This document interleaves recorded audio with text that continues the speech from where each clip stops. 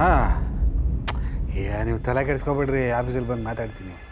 ಹಾಂ ಅವೆಲ್ಲ ಮಾಮೂಲು ರೀ. ನಾನು ನಿಮ್ಗೆ ಫೋನ್ ಮಾಡ್ತೀನಿ. ಹಾಂ ಏನೇ ನೊಂದು ಬಂದಿರೋ ಒಂದು ಹೆಣ್ಣಿಗೆ ಈ ರೀತಿ ಎಲ್ಲ ಉಪದೇಶ ಮಾಡ್ತೀರಲ್ಲ ನೀವು, ಯಾಕ್ರಿ? ಏನು ನಿಮ್ಮ ಉದ್ದೇಶ? ಇಷ್ಟೋ ತನಕ ಅವರು ಬುದ್ಧಿ ಹೇಳಿದ್ದಾಯ್ತು, ಈಗ ನೀನು ಬುದ್ಧಿ ಹೇಳ್ತಿದ್ಯಾ? ಜೀವನದಲ್ಲಿ ಬರೀ ಇನ್ನೊಬ್ರು ಮಾತು ಕೇಳುವಾಗ ಆಗೋಯ್ತು. ಅಯ್ಯೋ ನಮ್ಮ ಮಾತುಗಳನ್ನೆಲ್ಲ ಕೇಳಿದಿದ್ರೆ ನೀವು ಹೀಗಾಗ್ತಿರ್ಲಿಲ್ಲ ರೀ. ನಮ್ಮ ಮಾತನ್ನ ಕೇಳಿಸ್ಕೊಂಡ್ರು ಕೇಳಿಸ್ಕೊಳ್ದೆ ಇರೋರ ಥರ ಓಡಾಡ್ತಾ ಇರ್ತೀರಲ್ಲ, ಅದಕ್ಕೆ ನೀವು ಹಿಂಗಾಗಿದ್ದು ಅಲ್ಲ ರೀ. ಜಾನು ಅವಳನ್ನ ಬಿಟ್ಬಿಟ್ಟು ಇಲ್ಲಿ ನಮ್ಮ ಜೊತೆ ಇರೋದಕ್ಕೆ ಅಂತ ಬಂದರೆ ಮತ್ತೆ ಹೋಗಿ ಅವನ ಜೊತೆನೇ ಜೀವನ ಮಾಡು ಅಂತ ಹೇಳ್ತಿರಲ್ಲ ನೀವು. ಏನ್ರಿ ನಿಮ್ಮ ಉದ್ದೇಶ? ಯಾಕೆ ಹಾಗೆಲ್ಲ ಮಾತಾಡ್ತಿದ್ದೀರಾ? ಇಷ್ಟು ವರ್ಷ ನನ್ನ ಜೊತೆ ಸಂಸಾರ ಮಾಡಿದ್ಯಾ, ಇಷ್ಟೇ ನೀನು ಅರ್ಥ ಮಾಡ್ಕೊಂಡಿರೋದು? ನೋಡೆ, ಜಾನು ಬಾಳು ಚೆನ್ನಾಗಿರಲಿ ಅಂತ ನಾನು ಬಯಸ್ತಾ ಇದ್ದೀನಿ. ಅವಳು ಬಾಳನ್ನ ಹಾಳು ಮಾಡೋ ಉದ್ದೇಶ ನನಗಿಲ್ಲ. ಹೌದು, ಅವನ ಜೊತೆ ಚೆನ್ನಾಗಿರೋದಕ್ಕೆ ಆಗೋದಿಲ್ಲ ಅಂತ ತಾನೆ ಅವಳು ಅವನನ್ನು ಬಿಟ್ಟು ಬಂದಿದ್ದು. ಆದರೂ ನೀವು ಅವನ ಜೊತೆನೇ ಹೋಗೋ ಅನ್ನೋ ಥರ ಮಾತಾಡ್ತಿದ್ದೀರಲ್ಲ, ಹೀಗನಾ ನೀವು ಅವಳು ಸುಖನ ಬಯಸೋದು? ನೋಡೆ, ಜಾನ್ವಿ ಇನ್ನೂ ಚಿಕ್ಕವಳು, ಅವಳಿಗೇನು ಗೊತ್ತಾಗಲ್ಲ. ಈ ಸಂಸಾರ ಆದಮೇಲೆ ಒಂದು ಮಾತು ಬರುತ್ತೆ, ಒಂದು ಮಾತು ಹೋಗುತ್ತೆ, ಅದನ್ನೆಲ್ಲ ಸಹಿಸ್ಕೊಂಡು ಹೋಗ್ಬೇಕಪ್ಪ.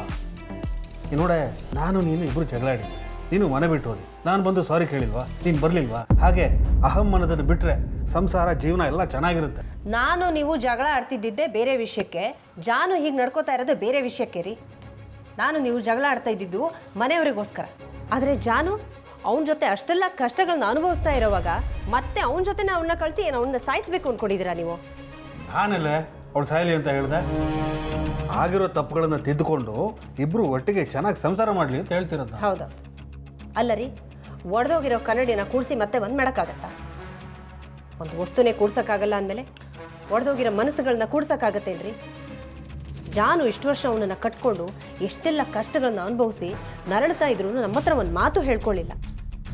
ಈಗ ಅದಕ್ಕೆಲ್ಲ ಒಂದು ಅಂತ್ಯ ಹಾಡಿ ಇಲ್ಲಿ ಬಂದಿರೋವಾಗ ಮತ್ತೆ ಅವನ ಜೊತೆನೇ ಹೋಗೋ ಅನ್ನೋ ಥರ ನೀವು ಮಾತಾಡ್ತಿದ್ದೀರಲ್ಲ, ಮಾಡ್ತಾ ಇರೋದನ್ನ ನೋಡಿದ್ರೆ ನಿಮ್ಮ ಉದ್ದೇಶ ಏನು ಅಂತ ನನಗೆ ಚೆನ್ನಾಗಿ ಅರ್ಥ ಆಗ್ತಿದೆ. ಇವಳಿಗೆ ನನ್ನ ಜೈನ್ ಜೊತೆ ಕೈ ಜೋಡಿಸಿರೋದೇನಾದರೂ ಗೊತ್ತಾಗ್ಬಿಟ್ಟಿದ್ಯಾ?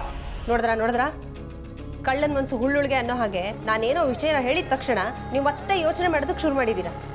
ಇದರಿಂದನೇ ಗೊತ್ತಾಗುತ್ತೆ ನಾನು ಅನ್ಕೊಂಡಿರೋದೆಲ್ಲ ಸತ್ಯ ಅಂತ. ಏನು ಹೇಳ್ತೀಯ ನೀನು? ಮತ್ತೇನೇನ್ರಿ, ನೀವು ಇದನ್ನೆಲ್ಲ ಮಾಡ್ತಾ ಇರೋದು ದುಡ್ಡಿಗೋಸ್ಕರ.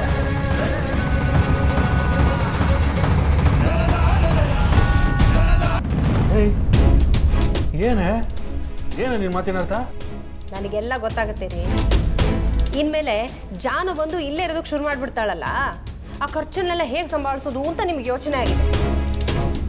ಹೇಗಾದರೂ ಮಾಡಿ ಅವಳನ್ನ ಮನೆಯಿಂದ ಹೊರಗಡೆ ಕಳಿಸ್ಬೇಕಲ್ಲ, ಅದಕ್ಕೆ ಈ ರೀತಿ ಎಲ್ಲ ಮಾತಾಡ್ತಿರೋದು. ಒಂದೊಂದು ರೂಪಾಯಿಗೂ ಲೆಕ್ಕ ಹಾಕೋ ನೀವು ಜಾನು ಖರ್ಚನ್ನ ಹೇಗೆ ತಾನೇ ನಿಭಾಯಿಸ್ತೀರಾ?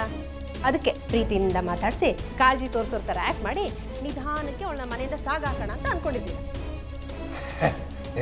ವೀಣಾ, ನನ್ನ ಉದ್ದೇಶ ಅದಲ್ಲ ಕಣೆ, ನೀನು ನಾನು ತಪ್ಪು ತಿಳ್ಕೊಂಡಿದೀಯಾ? ಏನು ತಪ್ಪು ತಿಳ್ಕೊಂಡಿಲ್ಲ ರೀ.